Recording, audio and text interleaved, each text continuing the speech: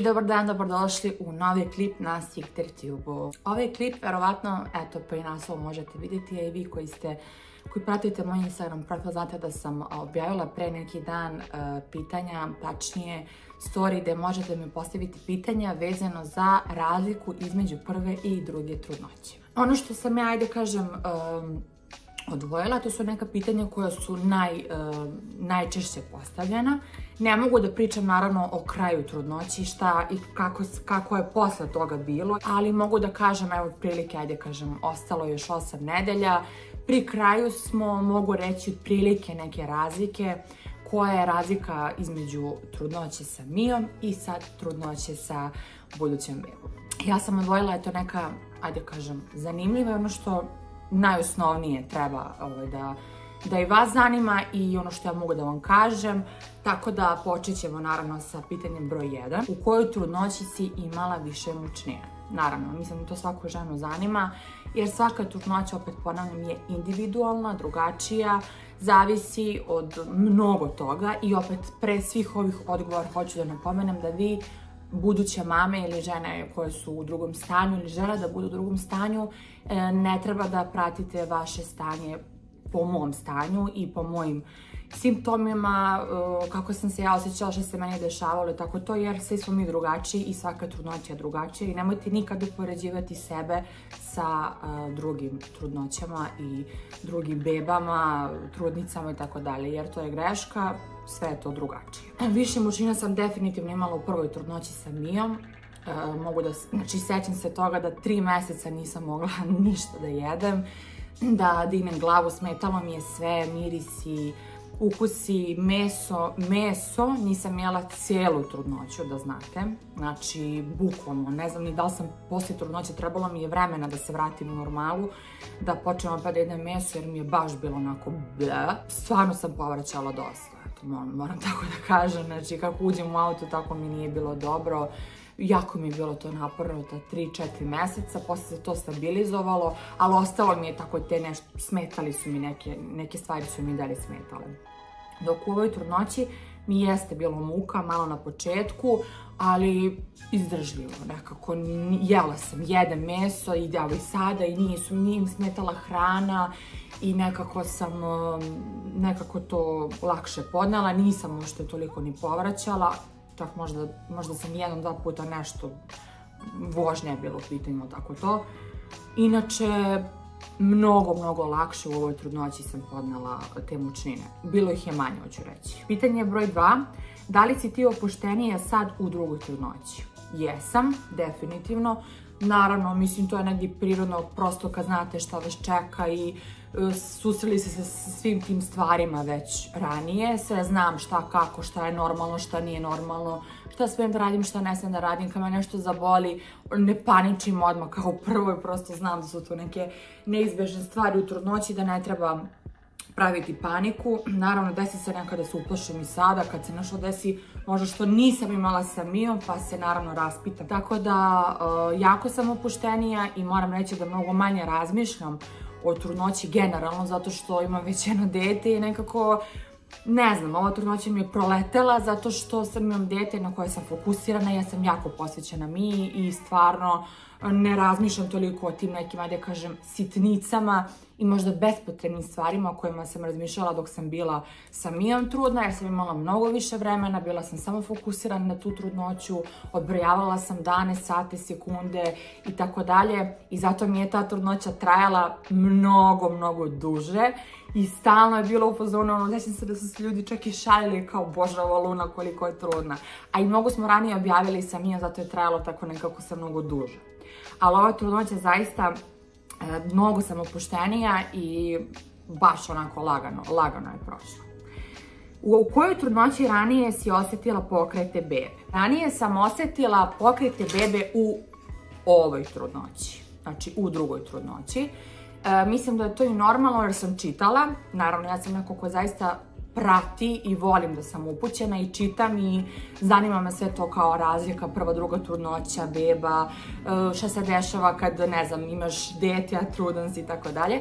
I znam da sam pročitala da će se desiti da ću ranije osjetiti pokrete u ovoj trudnoći i tako je i bilo, zato što kao ta druga trudnoća ne znam, ono prosto, da ne lupim sad zašto, znam da se sve ranije dešava. Znači, ranije se vidi stomak, ranije osjetiš bebu,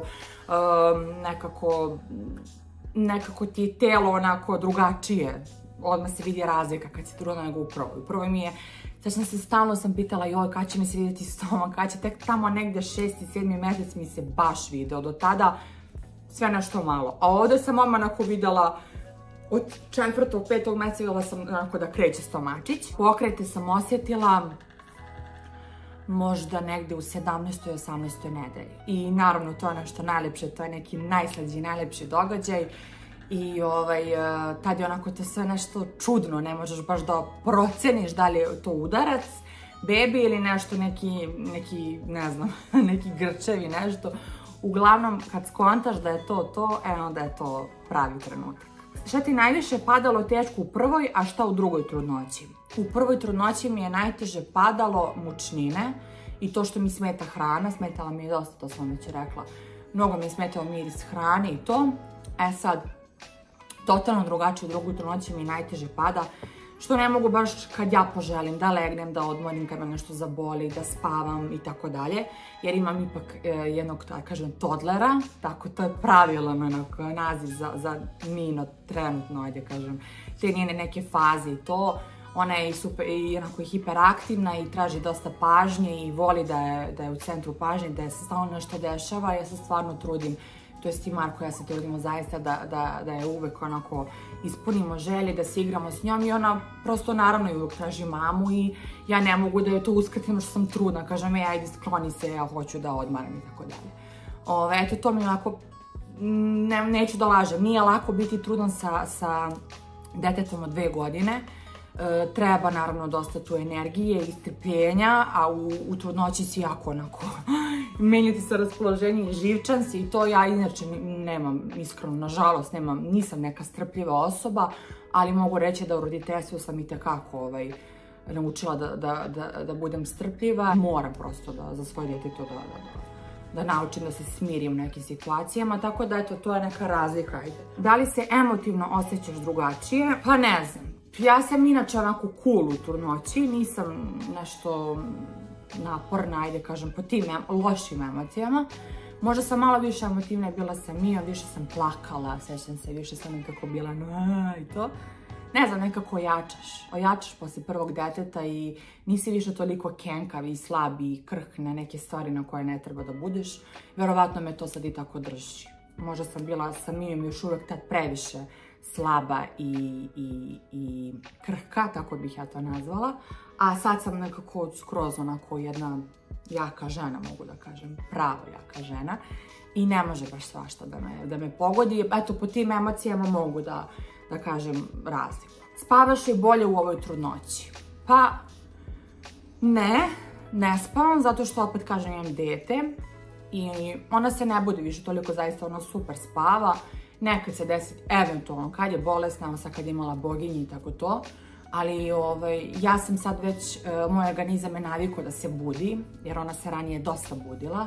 I sad evo i ona kad nije tu, kad spava kod mame ili nešto, ja se budim. I uvijek sam nešto budna, uvijek nešto tražim, uvijek nešto po kući mi smeta, mi je vruće, hladno, idem u WC, zatvaram, otvaram vrata i tako. Imam jako lak san i jako loše spavam zbog toga, ali dobro. U prvoj trudnoći sam, mislim, mnogo čvršće spavala. Sećam se toga. Da li više vodiš računa koliko jedeš hrane? Ne. Isto jedan kao u prvoj trudnoći. Možda sam malo više jela u prvoj, zato što sam imala, da kažem, i vremena i nekako, ne znam što sam radila. Ležala sam, gledala sam serije, jela sam i to je to. A sad nekako imam više aktivnosti, prosto imam više obaveza i oko Mije sam, i oko kući, i oko svega i radim, stvarno milion stvari nešto, tako da ne jedem baš toliko kao u prvoj trudnoći, ne prežderavam se. U prvoj sam se prežderavala, jer sam tako imala mogućnosti i to, opet kažem, nije dobro. Mislim, u drugom stanju treba biti maksimalno opušten, ne treba nikakve voditi dijete, daleko od toga, ali ne treba ni se prežderavati da vam bude loše i da ne možete da ustanete posle 3 dana. U kojoj trudnoći imaš ti imala više kila? Pa evo, ja sad iskreno nisam merila dugo, ali po sebi, kažem, gledala sam i slike kako sam bila sa Mijom u ovom trenutku, evo sad 32. nedelja, znači mnogo sam bila i više otečena, ne znam zašto, glava mi je bila ogromna i sad sam bila onako, i noge su mi bile otečene i to. Sad da će se to promeniti, ne znam, mogu sutra da već ja postanem opet takva, opet da budem tako sva naduvena, otečena i ogromna onako, sad baš mi je bilo ta teško, ali vidim po sebi da sad definitivno imam manje kila. Ne znam tačno koliko, ne mogu da vas slažem jer se ne sjećam prvo koliko sam imala sa Mijom tada, a drugo, ja ne koristim vagu u trudnoći, ne opterećujem se s tim stvarima jer me opterećuju i neću da se opterećujem i to je to. Eto, a mislim da sam sa Mijom i to je vidno na slikama i klipovima, se može vidjeti imala mnogo više kila. Koja trudnoća brže prolazi, to sam već rekla, definitivno ova i nisam se mnogo opterećivala, obzirom da znate da smo imali taj pobačaj pre ove trudnoće i onda sam ovu trudnoću nekako pustila, ajde kažem tih prvi 3 mjeseca nisam uopšte razmišljala kako bude, bit će, kako suđe, neću da se stresiram i da se mnogo onako nadam tada na početku, jer sam se već bila jednom onako doživjela taj neki gubitak, bilo mi je ono baš teško sam to onako stvarila i onda sam rekla sebi neću to sad sebi da radim, kad prođe 3 mjeseca, onda ću da kažem, kad dam da je sve u redu, kad dobijemo taj prenatalni test i sve, dobijemo pol, onda ću sebi reći sad si trudna, sad se pusti i tako dalje. Tako da generalno sam ja tek tad osjećala i sebi ono kao priznala sebi, prihvatila da sam trudna i ne znam, nekako mi evo sad sam 8. mjesec baš proletelo i sa Mijom je trajalo baš dugačko zato što sam mnogo razmišljala o tome još od prvog dana. Mi smo objavili da sam trudna, tek sam bila 8. nedelja i previše sam razmišljala o tome i pratila aplikacije i dane i kad šta i pokrete i previše sam se opterećivala, tako da što manje razmišljate to će nekako brzo da vam prođe. Zanima me da li su ti simptomi na početku bili isti. Simptomi na početku mi nisu bili isti, sa Mijom sam osjećala da sam trudna, nekako tijelo mi je to govorilo i osjećala sam se nekako onako, ne znam, neko blagostanje, nešto, sad sam bila onako neka pahuljica, a ovdje sam bila, ja sam ubeđena bila da sam ja pred ciklusom, jer tako je bilo namešteno, trebala sam da budem u ciklusu, međutim taj dan sam počela da plačem i da se osjećam tako loše i da sam ljuta i besna i Marko mi kaže šta ti, ja kažem a ja treba da mi stigne ciklus i tako dalje, međutim on kaže ne, ti si trudna i on me ubedio da kupim test, uglavnom ni na kraj pameti mi nije bilo da sam trudna jer skroz je drugačiji osjećaj bio taj početak nego sa Mijom. Ispostavilo se da je u pravu, valjda me su me emocije ta drugačije radile. Ja sam očekivala da ću dobiti ciklus, a zapravo sam sama je to bio početak neke trudnoće i neki roller coaster mojih emocija, tako da... Je li isti strah od porođaja ili barem malo manji? Pa manji, mnogo manji. Ja nemoj da kažem da sam imala ni prvi put neki strah, to je više bilo, ajde kažem, strah od nepoznatog. Da li će beba biti dobro, da li će ja to sve moći da izguram, da li će se proći kako treba, uvijek je tu neki strah, bože moj. Danas se svašta nešto dešava, nažalost, na tim porođajima, tako da od toga sam se plašila, a sada znam što me čeka, obzirom da opet idem na carski, već drugi put, i nekako će to sad sve, pošto prvi put nisam znala da ću ići na carski, trebala sam prirodno da se porodim, a sad znam da idem na carski, to sve nekako znam ekipu koja će da me porađa i znam koliko traje, šta se dešava, šta se radi, i spremna sam na to i naravno da mi je manji strah i ne opterećujem se toliko oko toga. Samo naravno želim da beba i ja budemo dobro i da sve prođe kako treba, a ostalo, apsolutno ne sekiram se. Tvoje osjećanja prema bebi u stomaku prvi i drugi put. Osjećanja su onako pomešana, stalno se menjaju, čudna, ne može to da se opiše, naravno, pogotovo neko ko nije prošao kroz to kakav je osjećaj da imaš u sebi jedno malo stvorenje koje je tvoje ili tvog partnera, ili kažem miks vaš, i koje tu raste i pomera se i živi u tebi. Razlika je, ne znam, nekako sam mnogo možda bila emotivnija sa Mijom po pitanju toga i jednako sam bila sa ja, kad mi udari ja. Naravno i sam je prelepo i reagujem i sve i kažem, baš mi jučer rekla Marku, Bože, kako ja volim ovu bebu, a nisam je još ni vidjela. Ona tako, pomisliš samo unutra to malo stvorenje, pa onako udari me, pa kao, znaš, kako da se igra sa mnom. I prelepo je, ne može, uvek je prelepo osjećaj, nešto što ne može da se opiše, ja to nikad ne mogu ni da opišem. Savršeno, onako, nešto najlepše što je Bog mogo da stvori, priroda, tako da nešto se u jednom telu rađa novi život. Razliku ne mogu da kažem. Ne znam, vidjet ću kad se budem porodila, ali evo sada jako je čudno onako da znaš da jedno biće možeš toliko već da voliš, a da ga nisi još ni vidio, ni dodirno i tako.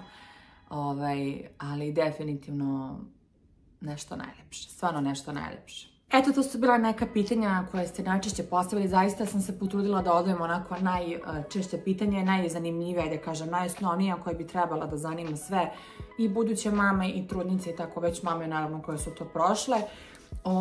Nadam se da sam odgovorila na ono što vas je zanimalo. Hvala vam puno na svemu i na podršci, na generalno svim lepim stvarima i komentarima i porukama koje mi šaljete i toku trudnoće, naravno generalno. Hvala na svemu, hvala što pratite The Sitter Tube, hvala na strpljenju, razumevanju, kada nismo tu, kada nas nema, verovatno razumeti, vi imate život i decu i prolazite kroz slične stvari. Tako da, eto, ostanite uz nas, like, share, subscribe, znate sve kako to ide. Hvala vam puno, ljubim vas i vidimo se u nekom narednom klipu. Ćao!